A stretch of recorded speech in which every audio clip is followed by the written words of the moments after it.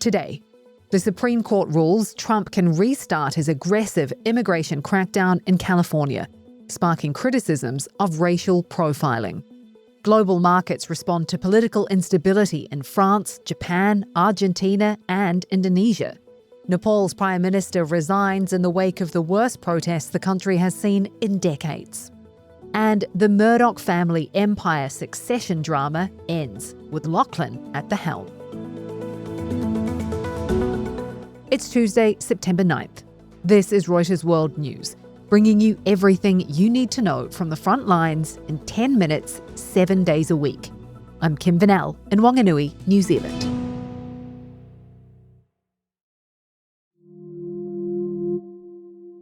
The Supreme Court has ruled ICE agents in California can resume targeting people based on race or language. A federal judge previously halted raids that targeted people without reasonable suspicion.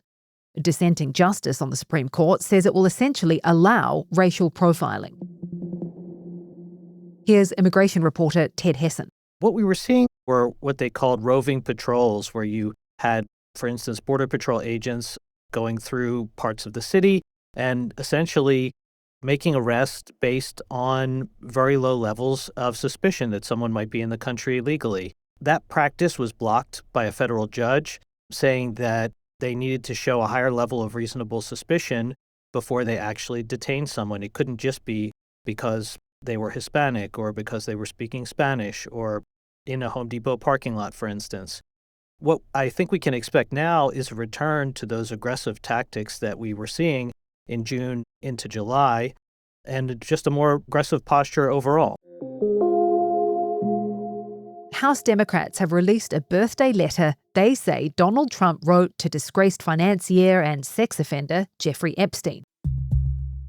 It shows a sketch drawing of a naked woman with the text of a purported conversation between Trump and Epstein. The text has Trump saying, "We have certain things in common," and "may every day be another wonderful secret."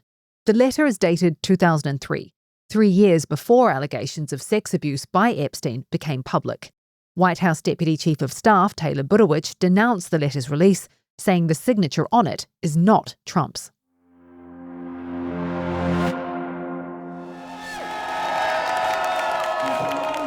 Celebrations in France after Parliament voted to bring down the government over plans to tackle the national debt. Prime Minister François Bayrou is out, and President Macron now faces pressure to resign or call new elections. Political correspondent Michelle Rose says that France's role in Europe is on the line, and markets are worried. The problem with this political crisis is that it's happening at the worst possible moment. Europe is in the middle of war, but Europe is also under assault from the United States, China, and it would need a strong response. And with France in political disarray, it's making that much more difficult. Michelle says that markets are keeping a close eye on what happens next because France has the largest deficit in the Eurozone. The fallout will have consequences beyond France's borders. The ratings agencies are looking at France at the moment. There's the possibility that Fitch could downgrade France at the end of this week, and bond markets have already required a higher premium to buy French debt. So a lot of people are wondering whether another debt crisis could happen with France at its epicenter, and that's making a lot of people nervous. Markets are jittery amid political shake-ups elsewhere too. In Japan, investor nerves are stirred as Sanae Takaichi, a proponent of looser fiscal policy, enters the race to replace recently resigned Prime Minister Shigeru Ishiba. In Argentina, President Javier Milei's reform agenda is under pressure after his party lost key legislative elections in Buenos Aires.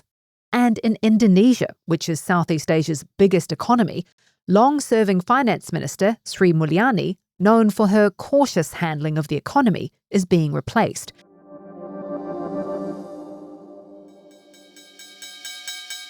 All of that is pushing 30-year yields on sovereign bond markets to historic highs in several major economies around the globe. To break it down, I spoke to Asia finance and markets correspondent Ankur Banjari in Singapore. We are seeing signs of not stress, but signs of the unease among investors, especially on the long end side of it. We've seen Japanese government bond yields for 30 and 40 years at record highs. The France ones are at multi-decade high.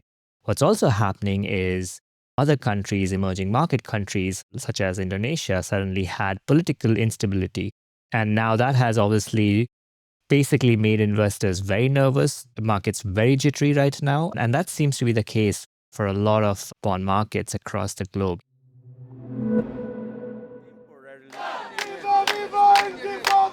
In Tunisia, pro-Palestinian demonstrators gather at a port after an aid flotilla headed for Gaza was struck by a drone at sea, according to the aid group sending the vessel. This drone flew above the boat, went to the front of the boat, to the bow of the boat, and dropped an explosive device that put the boat on fire. That's Tiago Avila, a crew member of the global Sumud flotilla. Tunisia's National Guard says there was no drone attack and that it appears the explosion came from inside the vessel. And in the Strip, panic in Gaza City. The Israeli military has dropped leaflets across the area, ordering the residents to evacuate ahead of a new offensive. Israel warns it will step up its attacks in the Strip in a, quote, mighty hurricane if Hamas does not free the last of the hostages. 1 second, please. Former Thai Prime Minister Thaksin Shinawatra arrives at court, where judges ruled he must serve a year in prison. They decided Shinawatra's detention in a VIP wing of a hospital, where he's been since 2023, does not count as time served, and that given he was not severely ill, it was unlawful. Nepal's Prime Minister has resigned. KP Sharma Oli is out. That's according to his aide. The move comes on the heels of the government U-turning on social media, reversing a ban which sparked some of the worst unrest the country has seen in decades. On Monday, at least 19 people were killed in what's being called the Gen Z protests. And as reporter YP Rajesh explains, their anger runs deep. They talk about corruption, that there is corruption is endemic in the country, and they want the government to address it. The problem with Nepal has also been political instability.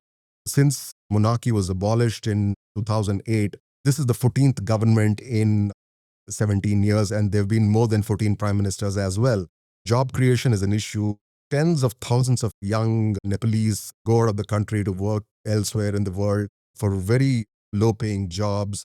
So it's a major issue for young Nepalese who say they are frustrated and unhappy with how things are. Rupert Murdoch has settled a bitter family battle over control of his media empire, the one that inspired the TV show Succession. The deal cements his politically conservative eldest son Lachlan's grip on everything, including Fox News and the Wall Street Journal. Here's Reuters correspondent Dawn Chmielewski on how the drama unfolded and what it means for the future of the Murdoch dynasty. After Rupert Murdoch divorced his second wife, Anna, in 1999, he set up a family trust that, upon his death, would transfer the ownership of his media assets to his 4 eldest children. This becomes an issue when Rupert begins to fear that upon his death, 3 of his children will team up to oust Lachlan, who is more aligned with his father politically. Rupert tried to change the trust. That was rejected, which brought everyone to the table for this settlement. It gives his 3 middle children the ability to effectively cash out. They'll each receive $1.1 billion in proceeds from the sale of some of the company's publicly traded stock in Fox and News Corp. A separate family trust will be established to benefit Lachlan and 2 of his younger siblings, Grace and Chloe Murdoch. Interestingly, the dissident family members effectively bow out of the family business.